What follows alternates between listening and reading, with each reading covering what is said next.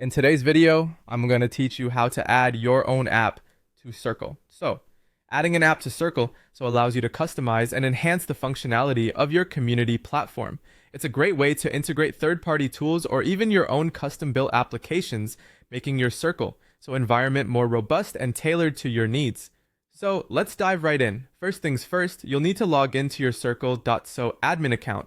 This ensures you have the necessary permissions to customize the platform. Once logged in, look to the upper right of your dashboard where your profile photo is located. Click on your profile photo and a drop-down menu will appear. From there, you'll navigate to Settings. Within the Settings menu, select Integrations, API, and Custom Apps. This is the section where all the magic happens. Now scroll down until you see the Custom Apps segment. Here, you'll find an Add App button. Click it and then choose Create New App. You're now on the path to creating something unique. At this stage, you'll need to provide some basic information about your app. Enter the application name, a brief description, and if necessary, the redirect URLs which determine where users are sent after successful authentication. Next, if you have a specific icon or logo for your app, you can upload it. While this step is optional, it's a nice touch that adds a personalized feel to your app.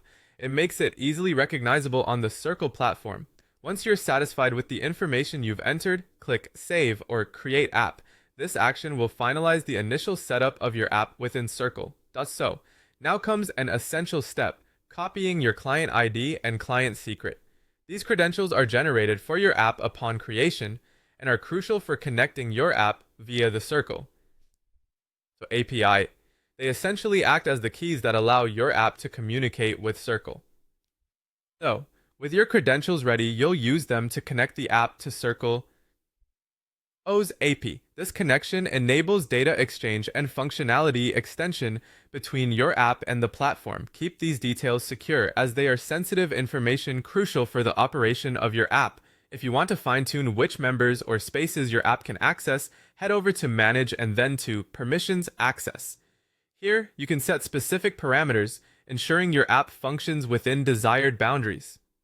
Finally, validate everything you've done by testing your app integration. Log in via your app or perform some API actions to ensure everything works as expected. This testing phase is important because it verifies that your app communicates effectively with Circle. And there you have it. With these steps, your app should now be successfully added to Circle.so. Thank you for watching, and I hope you found this guide helpful.